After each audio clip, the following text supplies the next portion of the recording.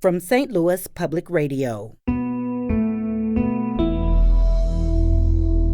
This is St. Louis on the Air.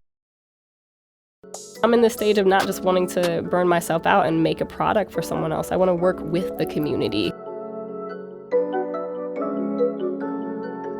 In a lot of ways, we don't have access to our West African roots. However, it took a while for me to realize, I do have roots, though. I have roots here. My parents are from St. Louis. Their parents. For many generations, we have roots particularly to this city. My friends and I, it just was a phrase I was using all the time because of my friends and I went to the mall. My friends and I made this. My friends and I cooked together. And it just became this sort of thing in this statement. And I realized that's what I want this to be called. I'm Sarah Fensky. Câmi Thomas's film Summer in St. Louis is just 1 minute and 31 seconds long, but it captures an entire mood, a season, and in some ways, a city. If my revelations of revelations is bona fide truth, then it surely means there really are 7 trumpets, 7 angels, stationed in each corner of our earth. St. Louis trumpets aren't made of ram's horns like Moses, but I know they just as loud.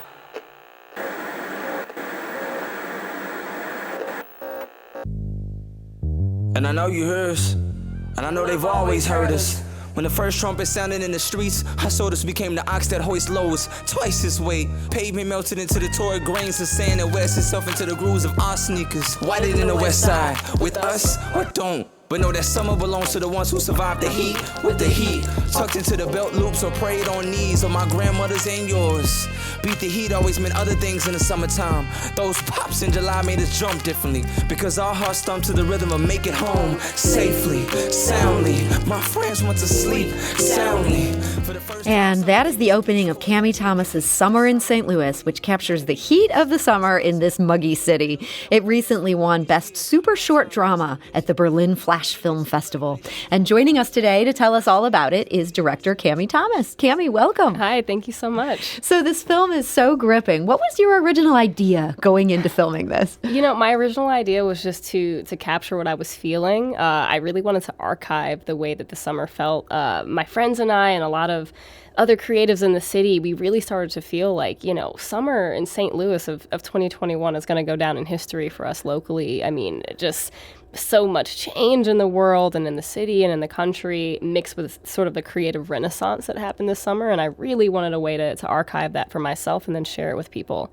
So this, the preacher, the poet, the voice we hear, this feels really like the Book of Revelations. Was that intentional? Absolutely. Absolutely it was. I wrote the poem, kind of in this place of meditation. And I grew up in the church. It's not, somewhere that I go frequently at this stage in my life, but I did grow up in the church. I'm very, very familiar with the Book of Revelation and even the idea of revolution, of apocalypse, things like that, that imagery that was used, in the Bible in that particular book. I started to see some parallels when it came to, the plagues and things like that, and realizing St. Louis is in this space of very raw change in a way that feels like a revolution or in a way that feels that way. So I definitely wanted to bring in some of that language that I learned from the Book of Revelation and apply it to what I was seeing around me today. I feel like so often in today's popular culture, anytime somebody's spouting things from the Book of Revelation, they're crazy.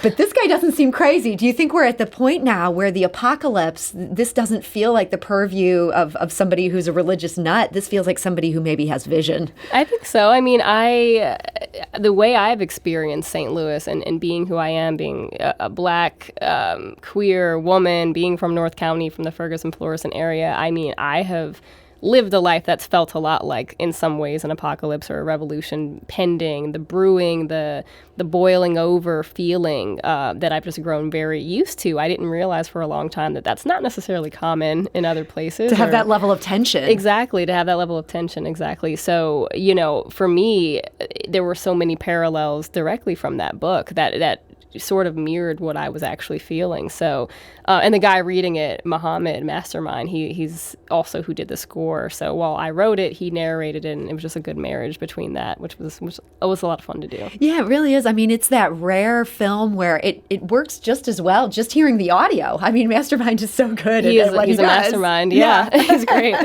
So this should be just a track in addition to the film work. Mm-hmm. But the film, not to sell the film short at all, the film really gives us just a view of the city. And it feels like we're getting to see corners of the city that don't always show up in like the tourism videos. Where did you film this? Mainly on the south side of St. Louis, which is where I live. It's where a lot of my friends live, really around Cherokee Street, Profield Reserve, Tower Grove South is where so many artists live and create and paint and make music and make videos and photos. So the South Side was such a hub this summer. It felt like everywhere I walked, there was someone. It felt like being in a movie or a show. Like people are waving, beeping their horns because everybody knows each other. And it was just a beautiful community feel. So I just wanted to make sure to be on the South Side while we filmed this. So was that your experience while you're doing the shoot, that people are driving by, they know who you are, they're saying hi? Totally, yeah. I mean, I think I was driving around yesterday with my dad, and we ran into two people just as we drove for 3 or 4 minutes or something like that. That's definitely the experience now. So it feels like it would be really hard to contain a universe within 1 minute and 31 seconds. Like, how do you even begin to go about planning something like that, like trying to capture this world in this moment? Yeah, I think our worlds, personally, and our lives are made up of these small moments. When you think about your life, sure, there's a memoir of all of the experiences together, but if you were to just zoom in, or if you could time travel and you could only experience 1.5 minutes of that year in your life or something like that, there's still plenty that happens in that 1.5 minutes. So I wanted to capture something just sort of like bite-sized. It doesn't have to be all-encompassing to be specific and to feel relevant to someone. And I think having a background in poetry and starting with the poem and working from there meant, in as much as that is there currently with the words, there's as much there in the silence and in just the B-roll and in those kind of intentional decisions to pause doing the poem, so that it's 1.5 minutes, but it feels longer, and it makes it feel like you're actually experiencing life in the summer in St. Louis for 1.5 minutes. So how long does it take to make a 1.5 minute film? Like a month. Yeah. You're not just slapping this off like, not here's at all. my Instagram reel. Yeah, no, not at all. I mean, and I just, in my professional work, I am a producer and director just for commercial work. So the amount of things it takes, casting, location, props, and visuals, and the sound and the poem, refining things, it takes a long time. So it was about a month of filming it and planning, and then about another month in post or so to come down to 1 minute and 30, but it felt worth it. So if people want to see this film for themselves, you can see Summer in St. Louis on our website. That's stlonair.show. I mean, talk about like the perfect thing for the modern attention span. It's 1 minute 31. Like, you want to check this film out, and it does feel longer, but in a good way. Like, it feels like there's depth to it and there's layers. And so you entered this in the Berlin, I don't want to misstate this, the Berlin Flash Film Festival. Yes. Was that one of the first places that you'd entered? It was, yeah. Since we're towards the end of the year and even the film festival circuit, I just submitted to a few, and I'd never done that before, just to do it, just to see if people in different countries or in other cities were able to relate to the content. So I love Berlin. It's one of my favorite cities. I've been there twice, and I'm just in love with the artistic community there. So it felt really special to have them accepted and also awarded something for that. That was how really did you nice. find out you won?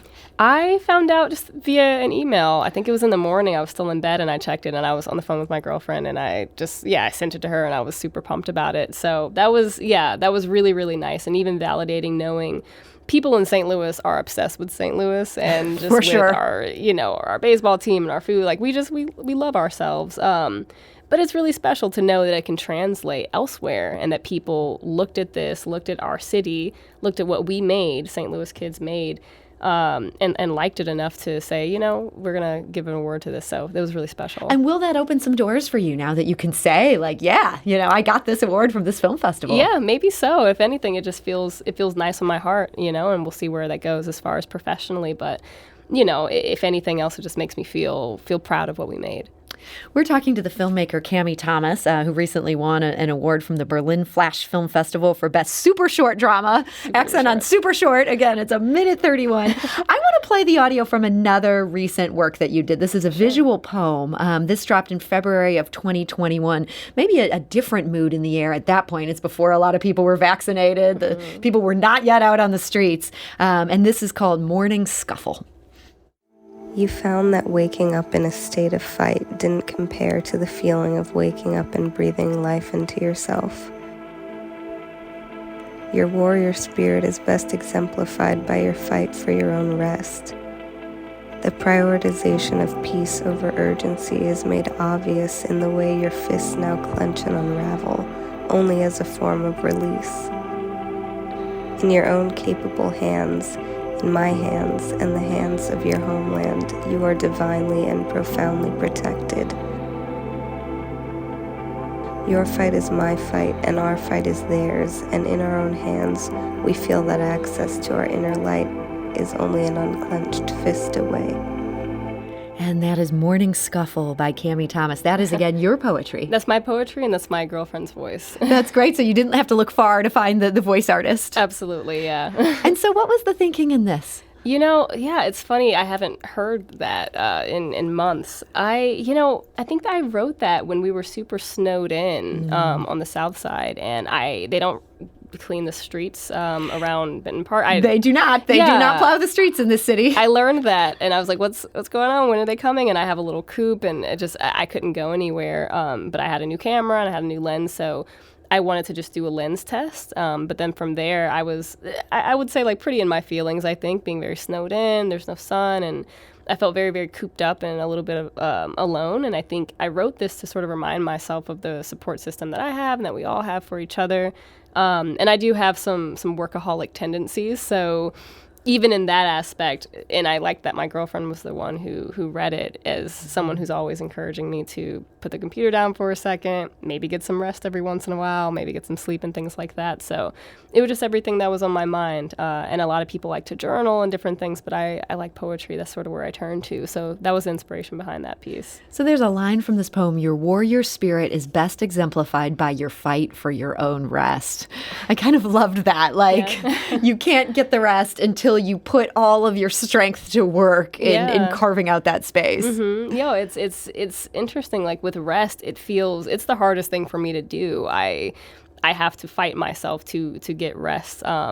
Even like carving time out of my schedule, but also just relaxing enough to convince myself the world will not end if I stand still for a second, or if I sit down or put down my computer, and realizing that was something I had to overcome within myself, again, with the help of my girlfriend who read this.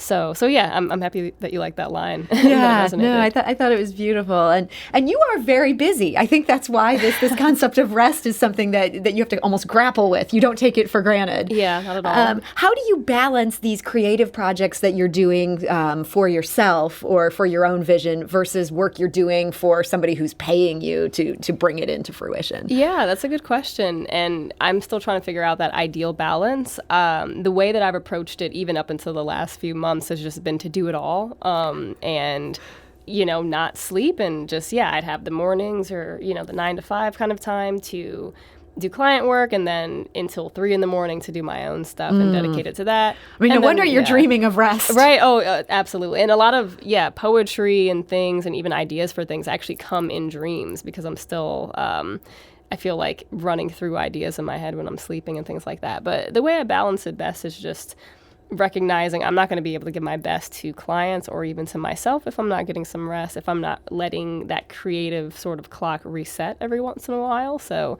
I'm still working on it, but it's gotten better this year for sure. Do you feel like all the trappedness of the pandemic, the fact that people couldn't do as much, that was maybe good for you in some ways? Definitely. It definitely was. I think people now have more patience for each other.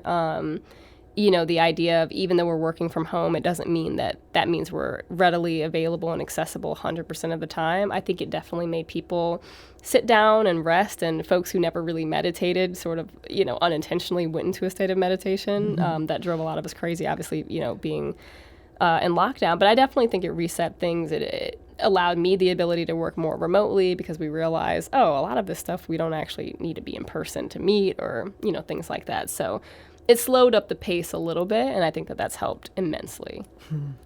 So you used to call your productions For the Culture, and you earned a following for the culture work that you did. Now you've changed the name. It's My Friends and I Made This For You. Does that signal a shift in your work? Definitely. Yeah, it signaled a huge shift. When I made For the Culture, that was in 2016. I was a completely different person creatively, personally. I mean, we grow so much, but for me, that's ages, I guess, 23 to now 28. So during that shift, those are years of great change. So much change. It seems like I became a different person every single year, which I guess is maybe the point. And yeah, I love For the Culture and the name of it, but it didn't really resonate with where I was and how I even create now. And it's like, I don't want to make things for any particular audience. I want to make it with my people. So For the Culture is like, it's me creating it for you.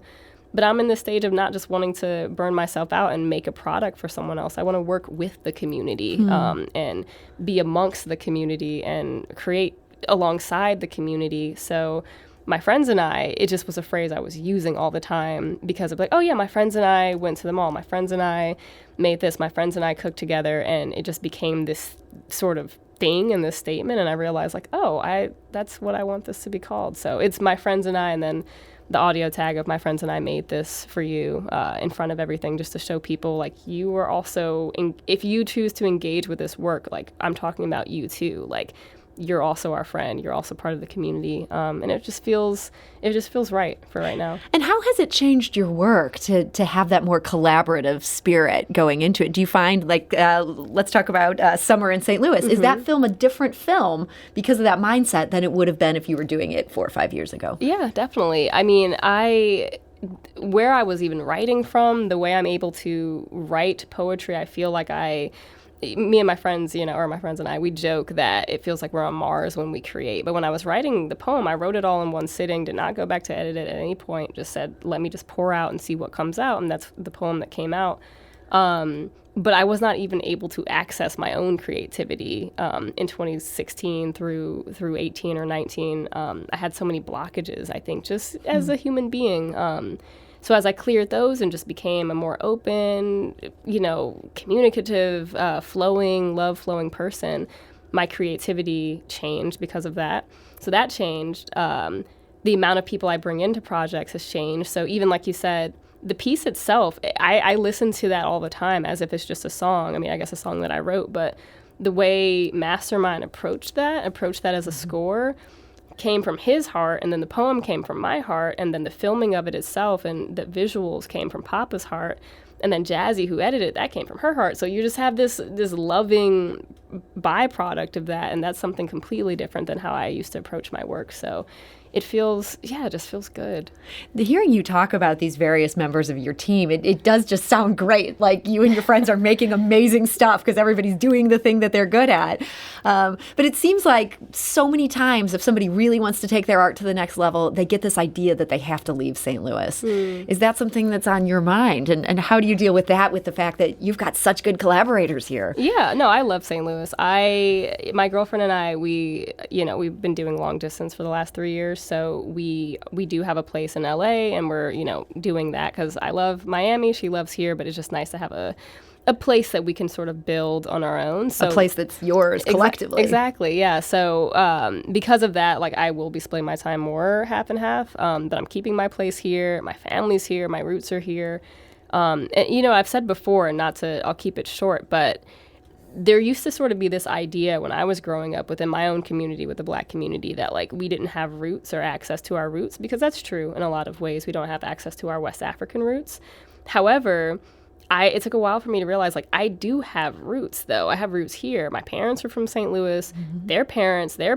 For many generations, we have roots particularly to this city. So the way we talk, what we eat, the way we dance, all of these things have roots to this city. So when I imagine creating and making things, I don't think I can do that without my roots. So I have to make stuff here. It's not just that I choose to, it's that I feel like I have to make the best work, or to make the things that feel most authentic and the most like me and who I am right now. So I will always choose to create things here. This is the best place to create things by far. We have a community and a support system in the city that I have never seen, anywhere else. So I don't plan on getting rid of that anytime soon. Well, I love hearing that. Câmi Thomas, thank you so much for joining us today. Thank you. I appreciate it.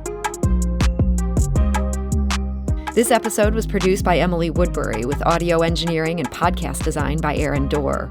Our executive producer is Alex Hoyer. St. Louis on the Air is a production of St. Louis Public Radio. Understanding starts here.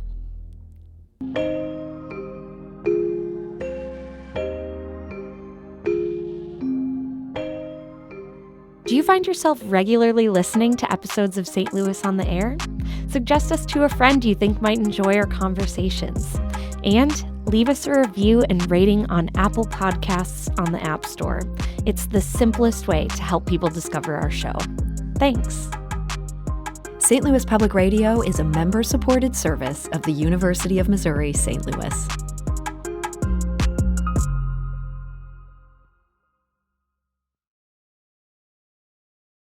Support comes from the Missouri Forest Products Association. Missouri produces wood pallets, railroad ties, white oak barrels, hardwood floors, and more. Details on the variety of products made in the state are at choosewood.com.